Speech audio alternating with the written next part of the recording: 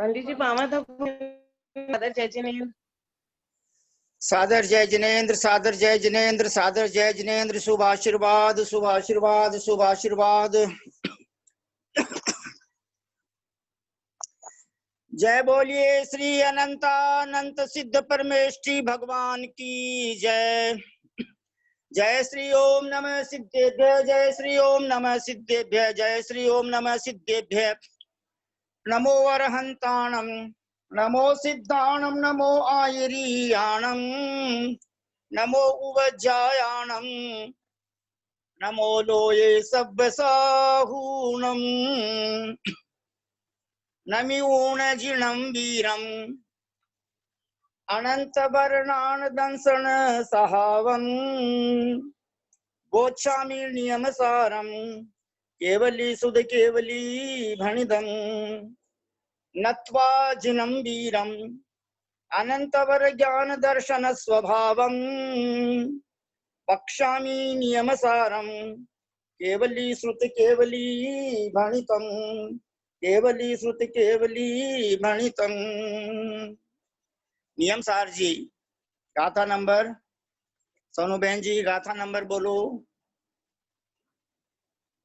42 43 होगा क्या? 42। 40। हाँ अच्छा 42 गाथा निकालते हैं। 40। देखिए 42 का मतलब क्या होता है, आप समझते हो सोनू बहन जी? 42 का मतलब क्या होता है? हेलो, 42 का मतलब समझाइए ना। समझाते हैं। 34 अतिशय, जन्म के 10 अतिशय, केवल ज्ञान के 10 अतिशय, 14 देवकृत अतिशय, है ना। 10 10 20 14 34 और अष्ट प्रातिहार्य, है ना। अष्ट ये 42 हो गए। ये बहिरंग गुण हैं और अंतरंग गुण है अनंत चतुष्टय। ऐसे 46 गुण हो गए अरहंत भगवान के। गाथा नंबर 42 का उच्चारण कर रहे हैं। चौगई भव संभ्रमणम, जाय जरा मरण रोग सोगाय, कुल जोनी जीव मग्गण, थाना जीवस्नो संति। चतुर्गति भव संभ्रमणम, जाति जरा मरण रोग शोकाश्च, कुलयोनि जीव मार्गण स्थानानि जीवस्य नो संति। आदरणीय सर जी श्रीमान जयचंद जी गंगवाल साहब से विनम्र प्रार्थना है, गाथा नंबर 41 का अन्वयार्थ, गाथार्थ और टीकार्थ पढ़ने की कृपा करें। बाद में सोनू बहन जी आप पद्यानुवाद पढ़ना और नियम देशना से उनका जो है परम पूज्य आचार्य रत्न विशुद्ध सागर महाराज का प्रवचन पढ़ना प्लीज। गाथा नंबर 42 अन्वयार्थ। जीवस्य, जीव के, चौ गई भव संभणम, 4 गति रूप संसार का भ्रमण, यह और जाई जरा मरण रोग सोगा, जन्म जरा मरण रोग और शोक, तथा कुल जोनी जीवम गट्ठा नठाना, कुल स्थान, योनि स्थान, जीव स्थान और मार्ग स्थान नो संति नहीं होते हैं। गाथा, शुद्ध जीव का न तो 4 गतियों में भ्रमण ही होता है और न जन्म मरण बुढ़ापा शोक कुल योनि जीव समास तथा मार्गना स्थान नहीं होते हैं। द्रव्य कर्म और भाव कर्म का ग्रहण न होने से शुद्ध जीव के नरक, तिर्यंच, मनुष्य और देवगति में परिभ्रमण नहीं होता। द्रव्य कर्म और भाव कर्म का ग्रहण न होने से जीव आत्मा जो है ये कर्मों का ग्रहण नहीं करता है। इसके लिए शुद्ध जीव, जो शुद्ध जीव है वो, इसके लिए उनके नरक, तिर्यंच, मनुष्य और देवगति में भ्रमण नहीं होता है। नित्य शुद्ध चिदानंद रूप तथा कारण परमात्मा स्वरूप शुद्ध जीव के द्रव्य और भाव कर्म के ग्रहण में योग्य विभाव परिणति का अभाव होने से जन्म, जरा, मरण, रोग, शोक नहीं है। इसी प्रकार चतुर्गति के जीवों के जो कुल और योनियों का विकल्प होता है, शुद्ध जीव के वह भी नहीं होता है। खुलासा इस प्रकार है, पृथ्वी कायिक जीवों के 22 लाख करोड़ कुल है, जलकायिक जीवों के 7 लाख करोड़ कुल है, अग्निकायिक जीवों के 3 लाख करोड़ कुल है वायु कायिक जीवों के 7 लाख करोड़ कुल है। वनस्पति कायिक जीवों के 28 लाख करोड़ कुल है। द्विंद्रिय जीवों के 7 लाख करोड़ कुल है। त्रिंद्रिय जीवों के 8 करोड़ कुल है। चतुरिंद्रिय जीवों के 9 लाख करोड़ कुल है। पंचेंद्रियों के में जलचरों के 12.5 लाख करोड़ कुल है। आकाश में उड़ने वाले जीवों के 12 लाख करोड़ कुल है। चौपाई जीवों के 10 लाख करोड़ कुल है। सरीसृपों के 9 लाख करोड़ कुल है। नारकियों के 25 लाख करोड़ कुल है। मनुष्यों के 14 लाख करोड़ कुल है और देवों के 26 लाख करोड़ कुल है। इस प्रकार सब मिलाकर 1 कोड़ा कोड़ी 97,50,000 कुल है। ये हमने परावर्तन में भी देखा है। अब योनियों का वर्णन करते हैं। पृथ्वी कायिक जीवों के 7 लाख योनियां होती है। जल कायिक जीवों के 7 लाख योनियां है। अग्नि कायिक जीवों के 7 लाख योनियां है और वायु कायिक जीवों के 7 लाख योनियां है। नित्य निगोदिया जीवों के 7 लाख योनियां है। चतुर्गति निगोदिया जीवों के 7 लाख योनियां है। वनस्पति कायिक जीवों के 10 लाख योनियां है। द्विइंद्रिय जीवों के 2 लाख योनियां है। त्रिइंद्रिय जीवों के 2 लाख योनियां है। चतुरिंद्रिय जीवों के 2 लाख योनियां है। देवों के 4 लाख योनियां है। नारकियों के 4 लाख योनियां है। तिर्यंचों के 4 लाख योनियां है और मनुष्यों के 14 लाख योनियां है। एकेंद्रिय जीवों के स्थूल और सूक्ष्म की अपेक्षा 2 भेद, पंचेंद्रियों के सदनी और असदनी की अपेक्षा से 2 भेद, शेष द्विइंद्रिय, त्रिइंद्रिय और चतुरिंद्रिय जीवों के पर्याप्तक और अपर्याप्तक की अपेक्षा प्रत्येक के 2-2 भेद, इस प्रकार सब मिलाकर 14 जीव समास होते हैं।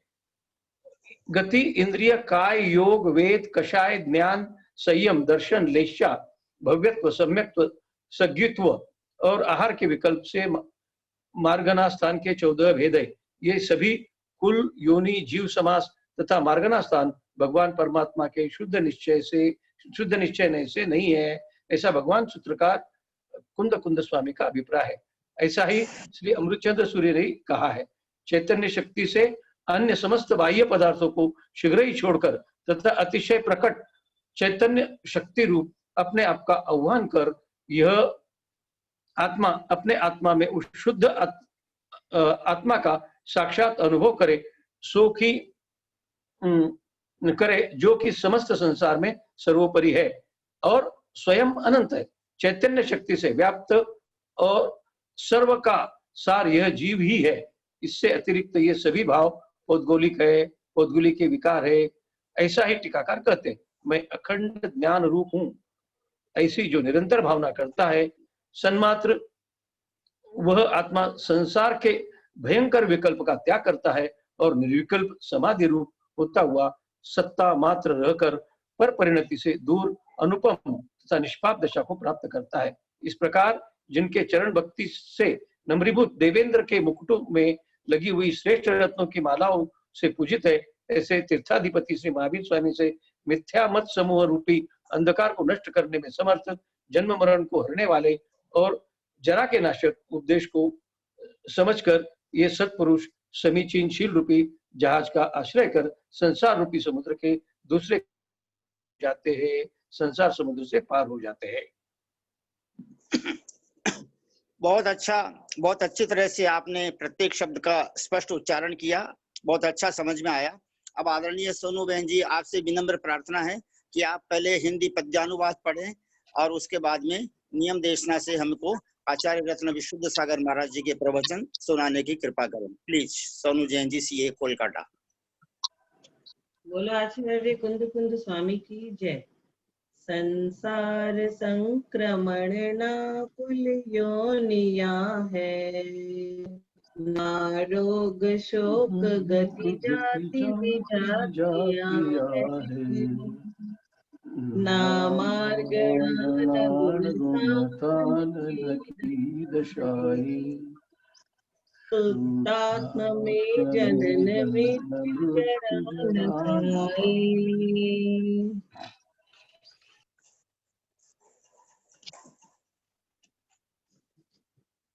आचार्य भगवान कुंकुम स्वामी ने यह संकेत किया कि कारण समय सार का आश्रय लेकर कार्य समय सार को प्राप्त करने का पुरुषार्थ करना। कहने का तात्पर्य यह है कि पहले भेद रत्नत्रय होता है, उसके बाद अभेद रत्नत्रय होता है। तभी हम लोग सुबह पहले समय सार पढ़ते हैं और फिर उसको पूरे दिन भर चरित्र में लाने की कोशिश करते। भेद रत्नत्रय के बिना अभेद रत्नत्रय नहीं हो सकता है। आचार्य भगवान कह रहे हैं कि शुद्ध निश्चय से शुद्ध जीव के चारों गतियों के भव का परिभ्रमण, जन्म जरा मरण, रोग शोक, कुल योनि, जीव स्थान, मार्गना स्थान नहीं होते। अब हम लोग कभी भी कुछ भी पढ़ते हैं उसमें निश्चय न्याय और व्यवहार न्याय बहुत बार आता है। अगर किसी का भी इसमें कुछ शंका हो तो पंडित जी बहुत अच्छा न्याय पढ़ाते हैं। पंडित जी से पढ़ लीजिएगा, पंडित जी बहुत ही सुंदर इसका विवेचन करेंगे आप लोगों को और अच्छे से समझाएंगे, क्योंकि यहाँ पे तो सारे ज्ञानी बैठे हैं। मैं तो बहुत छोटी हूँ आप लोगों से कम 20 साल छोटी हूँ सभी से, तो मेरा ज्ञान बहुत सीमित है, बहुत अल्प है। मैं कोशिश करती हूँ, मुझसे कोई भी त्रुटि हो जाए तो कृपया आप लोग सब मुझे क्षमा करें। बस थोड़ी सी छोटी सी ये प्रयास है हमारी। शुद्ध जीव के द्रव्य कर्म और भाव कर्म को स्वीकार करने का अभाव होने से नारक, तिर्यंच, मनुष्य और देव लक्षण वाली चारों गतियों का परिभ्रमण नहीं होता है। हमें तो सब गतियों का परिभ्रमण को ही छुड़ाना है। नित्य शुद्ध चिदानंदमय कारण परमात्मा स्वरूप जीव के द्रव्य कर्म भाव कर्म के ग्रहण योग्य विभाव परिणति का अभाव होने से जन्म जरा मरण रोग और शोक नहीं है। चार गति जीवों के कुल योनि भेद नहीं है। पृथ्वी कायिक, जल कायिक, वनस्पति कायिक, द्वि इंद्रिय, तीन इंद्रिय, चार इंद्रिय और पंच इंद्रिय तथा नारकी देव सबको मिलाकर 199 लाख करोड़ कुल होते हैं। कायिक, अग्नि कायिक, वायु कायिक, नित्य निगोद, चतुर्गति निगोद, वनस्पति कायिक, 2 इंद्रिय, 3 इंद्रिय, 4 इंद्रिय, तिर्यंच, मनुष्य, देव, नारकी, इन सबको मिलाकर 84 लाख योनियां है। 84 लाख योनियां लगती है देखने में कितनी सारी योनियां, और हम लोग इसमें एक एक बार नहीं बहुत बार भटक चुके हैं और कई जन्मों से भटक रहे हैं। बादर एक इंद्री और सूक्ष्म एक इंद्री, संगी असंगी इंद्री, 2 इंद्री, 3 इंद्री, 4 इंद्री, ऐसे सातों के पर्याप्तक और अपर्याप्तक भेद होने से जीव समाज के 14 भेद कहे गए हैं। गति इंद्रिय काय योग वेद कषाय संयम ज्ञान दर्शन लिश्या सम्यक्त्व संज्ञत्व और आहार भेद रूप 14 स्थान होते हैं। ये सभी भगवान के शुद्ध है, ऐसा आचार्य कुंद स्वामी का अभिप्राय है। कुंद स्वामी के समय सार में यही कथन आचार्य अमृतसर स्वामी का है। हे आत्माओं, अपने एक केवल आत्मा को आत्मा में ही अभ्यास करो, अनुभव करो। यह आत्मा अनंत तथा अविनाशी है। आत्मा को है अनंत और अविनाशी, जिसका कभी विनाश नहीं हो सकता। यह आत्मा परमार्थ से समस्त अन्य भावों से रहित चैतन्य शक्ति मात्र है। चैतन्य के अलावा सभी शरीर और पदार्थ पौद्गलिक है। सभी को पुद्गल में लिया गया है, चैतन्य के अलावा। टीकाकार पद्म प्रभ मलधारी निर्विकल्प समाधि की महिमा बताते हुए कलश में कहते हैं कि जो आत्मा सतत रूप से अखंड ज्ञान की भावना करता है वह संसार के महादुख को नहीं होता। हमें भी तो किसी को भी दुख नहीं चाहिए। सुख चाहे दुख ते भयवंत, हमने शाला में पढ़ा ही है। रहित होने के कारण निर्विकल्प समाधि रूप यह आत्मा चित स्वरूप को प्राप्त कर लेता है। वह कैसा है? अतुल है, निर्दोष है, परिणति से शून्य है, निर्दोष कहा गया है। जब यह आत्मा शुद्ध निश्चय का आलंबन लेता है तो अखंड ज्ञान धारा में लीन हो जाता है, जिससे संसार के दुख रूप जन्म मरण कुल योनि आदि विकल्पों को नहीं करता है। आप भी कभी बैठ के अगर जो ध्यान करोगे आत्मा का, आपको शारीरिक दुख है उससे उभरने की बहुत बड़ी शक्ति मिलेगी। आपको लगेगा ही नहीं कोई दुख है। निर्विकल्प समाधि में लीन होकर भगवान आत्मा को प्राप्त कर लेते हैं। भगवान भी क्या करते हैं, तो चिंतन ही करते हैं अपनी आत्मा। उनका भी तो गुणगान चेंज होता रहता है, कभी 11वां 12वां 13वां, फिर जाके 14वां गुण स्थान में जाते हैं और केवल ज्ञान होता। तो उनका भी भाव का, उनका भी चलता रहता है, आना जाना आना जाना। हम अभी अभ्यास कर तो हम भी हम लोग को भी पंडित जी गाड़ी में बैठवा ही देंगे, टिकट कटा के बोलेंगे हाँ भाई निकट भविष्य में तुम्हारा बेड़ा पार हो जाएगा। अगले कलश संख्या 61 में वीर भगवान के गुणों का गान करके उनकी महिमा का वर्णन कर रहे हैं। भगवान महावीर के चरण कमलों की पूजा चौ निकायों से देव करते हैं और भक्ति से प्रभु के चरण कमलों में अपना मस्तक झुकाते हैं। भगवान महावीर की किस लिए? क्योंकि अभी महावीर भगवान का शासन काल रहा है। 24वें तीर्थंकर भगवान महावीर है। आप लोगों ने कभी भी देखा होगा कि कभी भी हम कोई मंदिर जाते हैं तो हमें पारसनाथ भगवान की प्रतिमा ज्यादा मिलती है, हमें भगवान की ज्यादा मिलती है, क्योंकि महावीर स्वामी भगवान के पहले पारसनाथ भगवान का शासन काल 23वें तीर्थंकर और फिर महावीर स्वामी भगवान। इसीलिए सब जगह आदिनाथ भगवान प्रथम तीर्थंकर है, इसलिए उनकी ज्यादा मिलती है। लेकिन जब आप खोजोगे ऋषभ अजित अजित संभव अभिनंदन सुमति पद्म सुपार्श, तो हमें बहुत मुश्किल होती है उन सब की प्रतिमा जली मंदिरों में कम मिलती है, और जहाँ 24 है वहां जरूर मिल जाएंगे हम लोगों को।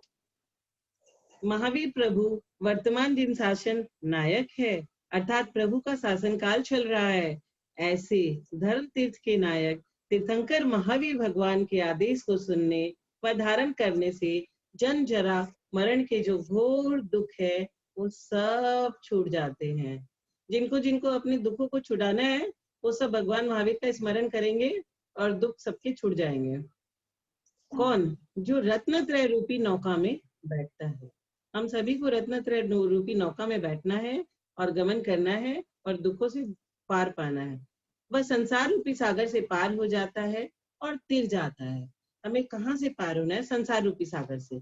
यहाँ पर टीकाकार कह रहे हैं कि जो निश्चय नय और व्यवहार नय अर्थात उभय नय से गुंथित उपदेश को सुनकर सम्यक चारित्र को धारण करता है, वह संसार समुद्र से पार हो।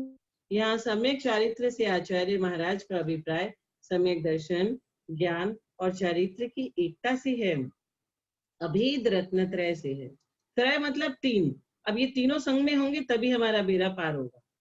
व्यवहार रत्नत्रय ही निश्चय रत्नत्रय का साधन है। कोई सम्यक ज्ञान सम्यक दर्शन से युक्त है तो कि वह सम्यक चारित्र से भी युक्त हो, परंतु जब सम्यक चारित्र से युक्त कहा जाएगा तो वह सम्यक दर्शन और ज्ञान से भी युक्त है, क्योंकि चारित्र में लाना बड़ा कठिन होता है। ज्ञान हो जाता है, दर्शन हो जाता है, लेकिन सम्यक चारित्र आना बड़ा मुश्किल है, क्योंकि सम्यक दर्शन सम्यक ज्ञान के बिना सम्यक चारित्र होता नहीं है। हम लोग 1 मिनट तो पंखे के बिना बैठ नहीं सकते हैं, हम लोग क्या साधना करेंगे? जैसे मुनि महाराज लोग गर्मी में एकदम जाके चट्टान पे बैठ के एकदम तपती गर्मी में धूप में तपस्या करते हैं, साधना करते हैं, हम लोग कहाँ कर पाते हैं आज के सैनन में। आचार्य उमा स्वामी महाराज ने भी सम्यक दर्शन सम्यक ज्ञान और सम्यक चारित्र की एकता को ही मोक्ष मार्ग कहा है। एक एक से मोक्ष मार्ग की सिद्धि नहीं है, पर इसके लिए यह नहीं सोचना चाहिए हमें कि हम चारित्र नहीं कर सकते, हम महिला है, हम पंचम गुण स्थान से ऊपर नहीं उठ सकते, तो हम जाके माताजी बन के क्या करेंगे, ऐसा कभी नहीं सोचना चाहिए। क्योंकि हम इसके बाद अपना एक एक स्टेप आगे जाएंगे, इस जन्म में नहीं अगले जन्म में। आत्मा तो हमारी वही है, शरीर बदल रहा है, उससे क्या फर्क पड़ना है। पंडित जी साहब बहुत सुंदर, बहुत 42 हो गया पंडित जी। बहुत सुंदर आपने एक्सप्लेन किया है। ऐसा है कि 6 द्रव्यों में भूल जो है सिर्फ संसारी जीव की ही है, बाकी अजीव द्रव्य में पुद्गल धर्म अधर्म आकाश काल उनको कोई तकलीफ नहीं है, उनको कोई दुख नहीं है। जैसे बाल्टी है, बाल्टी में आप गर्म पानी डाल दो या ठंडा पानी डाल दो, बाल्टी को कोई ऐसा दुख का अनुभव नहीं होता है, क्या समझे।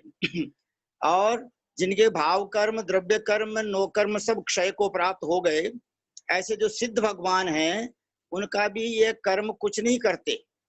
जो जीव मोह सहित हैं, सब जीव अपने अज्ञान के कारण दुखी हैं। राजा श्रेणी के समय नरक में बैठे हुए हैं। रत्न प्रभा पृथ्वी की प्रथम भाग की, यानी रत्न प्रभा पृथ्वी में जो 3 भाग हैं, खर भाग, पंख भाग, अबहुल भाग, तो अबहुल भाग से ही नरक लोक शुरू होता है। अबहुल भाग के प्रथम प्रसार के प्रथम बिल में नारकी हैं, लेकिन चूंकि उनको क्षायक सम्यक दर्शन का मतलब जो है की प्राप्ति हो गई है और तीर्थंकर प्रकृति का बंध भी है, इसलिए उनको दर्शन मोह संबंधी दुख नहीं है, चारित्र मोह संबंधी दुख तो है ही है। इस प्रकार आपने जो नए के बारे में कहा, द्रव्यार्थिक नए और पर्यायार्थिक नए, या निश्चय नए और व्यवहार नए, भूतार्थ नए और अभूतार्थ नए। वस्तु व्यवस्था तो अनादि काल से व्यवस्थित है, हमको अपने परिणामों को व्यवस्थित करना मात्र। सवेरे भी अपन समाचार जी सुनते हैं, आसू साहब ने बहुत अच्छा ध्यान का अभ्यास करवाया। बल्कि हम तो सोनू बहन जी आपसे यह निवेदन करते हैं, कल्याण मंदिर स्तोत्र पूरा होने के पश्चात प्रत्येक अष्टमी, प्रत्येक चतुर्दशी और अमावस्या और पूर्णिमा को, इन 6 दिनों में ध्यान का ही अभ्यास रहे तो अच्छा है, क्योंकि स्वाध्याय और ध्यान दोनों हो जाएंगे। अच्छा, दूसरी बात, अष्टमी के दिन अपन मात्र 1 श्लोक लेंगे या 2 श्लोक ले लेंगे और कोई समय शिखर जी की यात्रा करवा दे, क्या समझे, शिखर जी की वंदना करवा दे। कोई एक दिन जो है कि पूरे भारत के संपूर्ण सिद्ध क्षेत्रों की, अतिशय क्षेत्रों की वंदना करवा दे, कोई कभी गुरुओं के दर्शन करवा दे, है ना, कोई अकृत्रिम चैत्यालयों के दर्शन करवा दे, क्योंकि केसी जैन भैया जी साहब ने कहा था ना, और भी अच्छे अच्छे विषय अपन ले सकते हैं। तो अपना जब तक ये चलेगा, अभी अपने पास जो है लगभग 10-15 मिनट है, तो मैं गाथा नंबर 43 पढ़ रहा हूँ, है ना।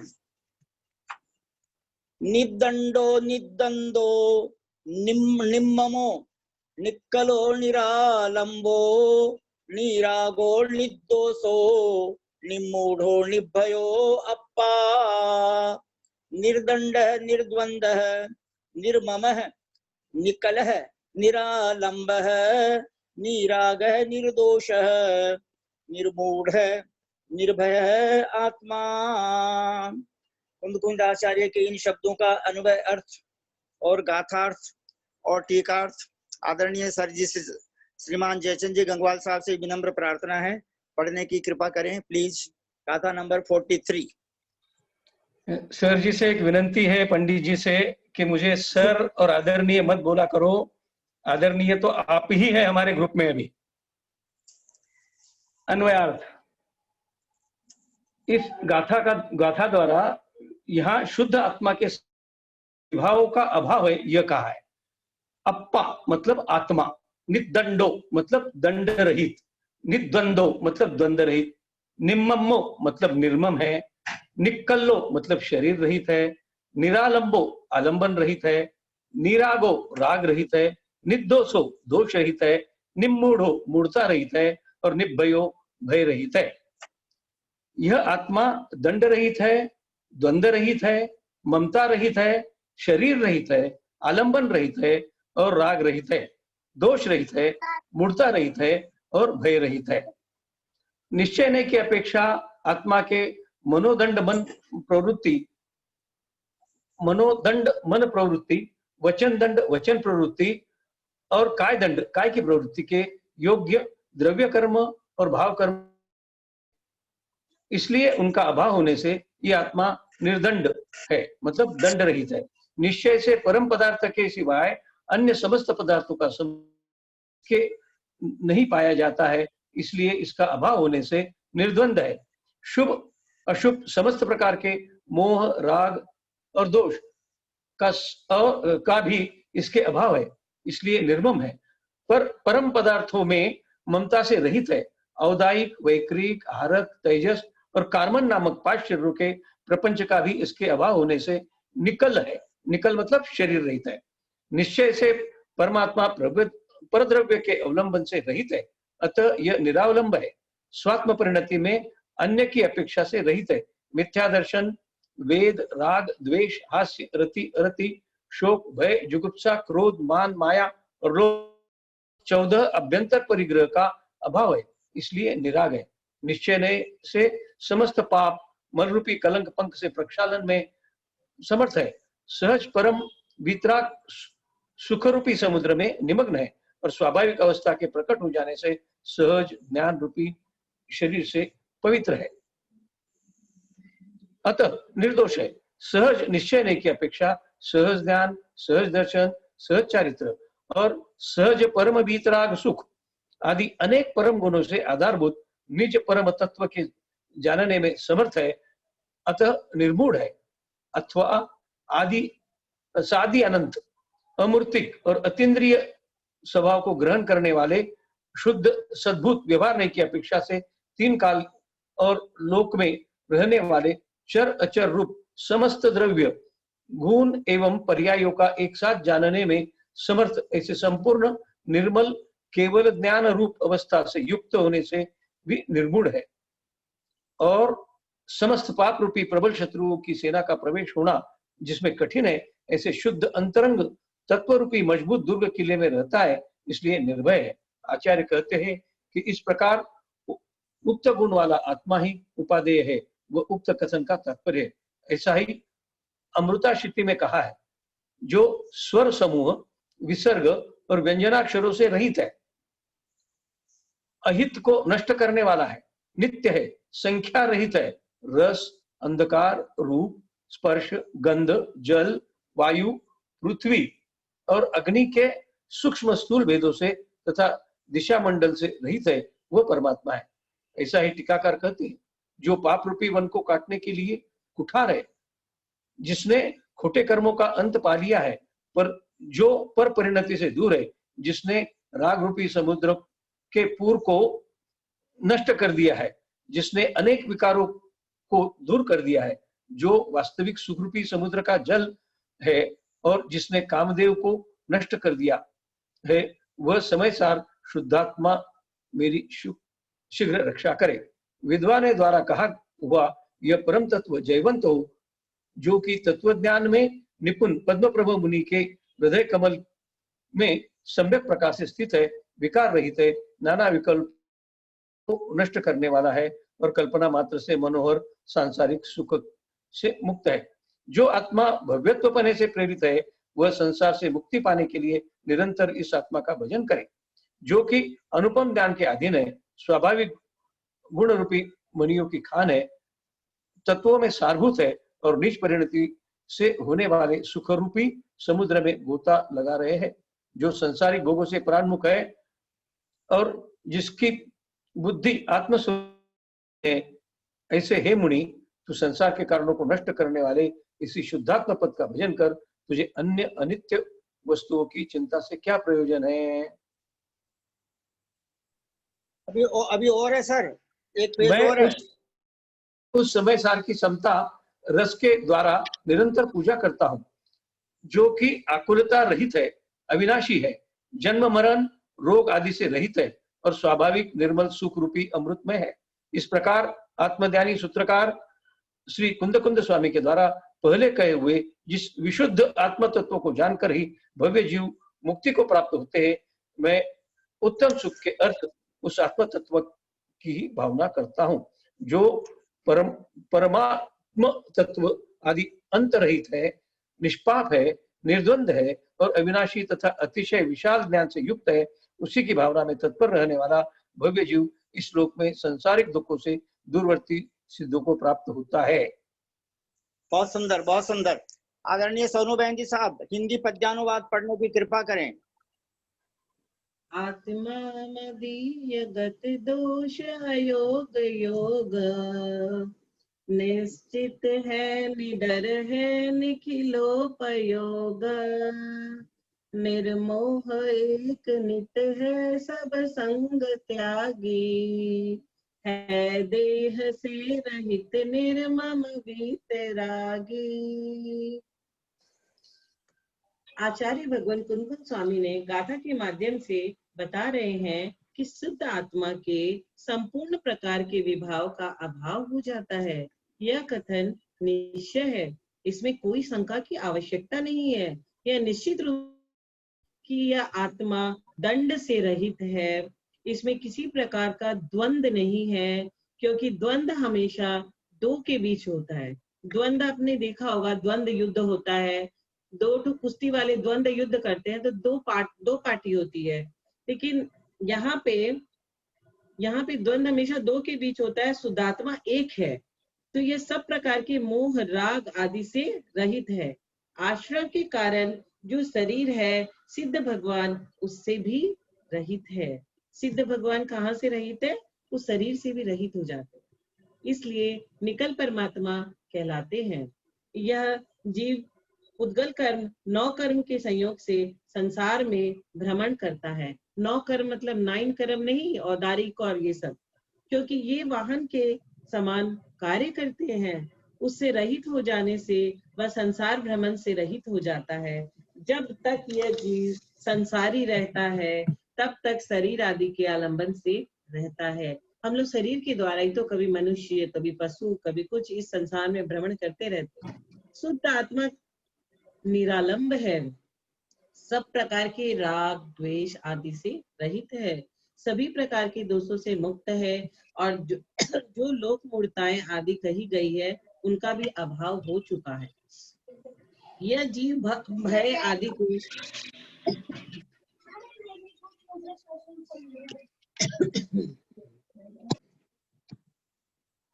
यह जीव भय आदि के कारण असत्य आचरण करता है। शुद्धात्मा इससे भी रहित अवस्था को प्राप्त हो चुकी है।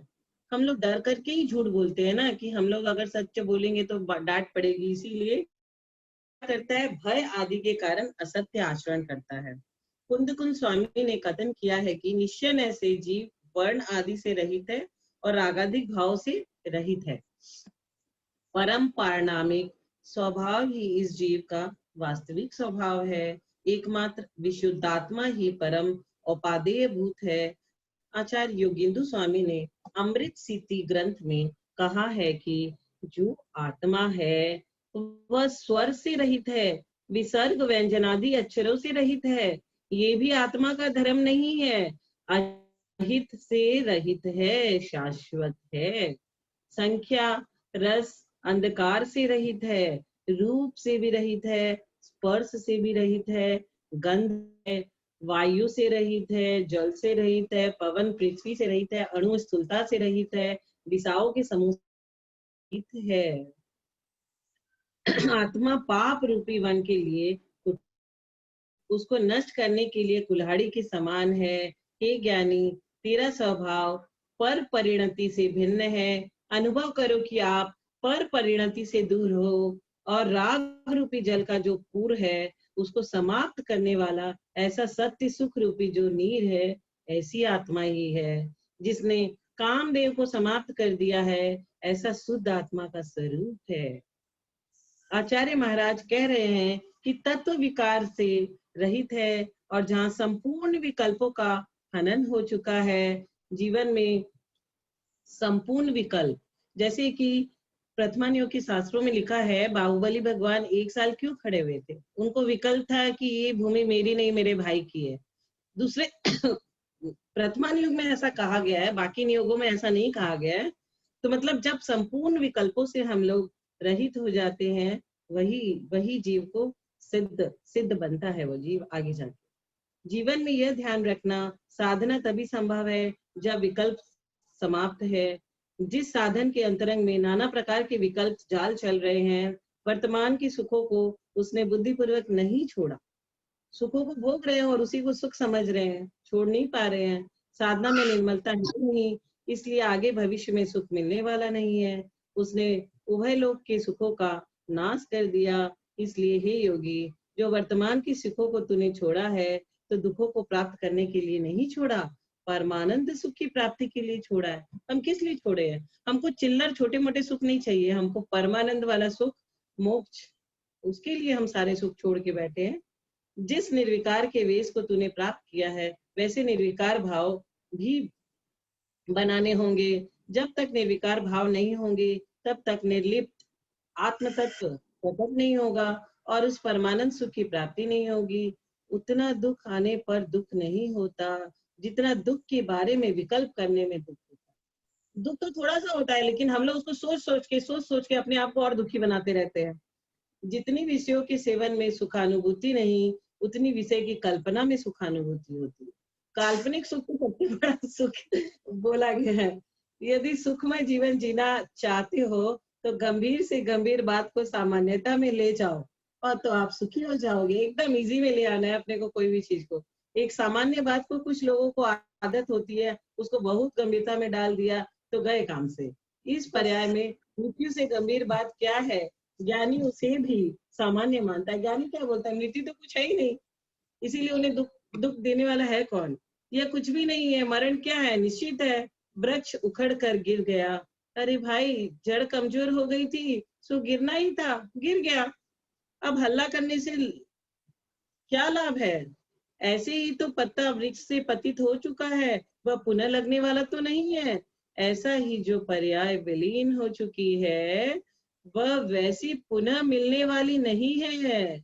अब विकल्प किस बात का, व्यर्थ के विकल्प ज्यादा होते हैं, वे कार्यकारी नहीं है। इसलिए इंद्रिय विषय विष फल के तुल्य है, सुहावने लगते हैं पर कोई भी कार्यकारी नहीं है। इसलिए हम यह शिक्षा लेते हैं कि हमें कभी भी विकल्प नहीं करना, दुख को और दुख में परिवर्तित नहीं करना, दुख की बातों को सोचना नहीं, और निर्विकल्प होके, जैसे आज हमने आत्मा का कैसे विलीन होते हैं, कैसे ध्यान करते हैं, उसकी प्रैक्टिस करनी है और धीरे धीरे आगे बढ़ना है। पंडित जी साहब। बहुत सुंदर, बहुत सुंदर। जिनवाणी के ज्ञान से सूझे लोकालोक, सो वाणी मस्तक चढ़ो सदा दे तू ढोक। 9 बार नमोकार मंत्र का जाप, कायु सरगम।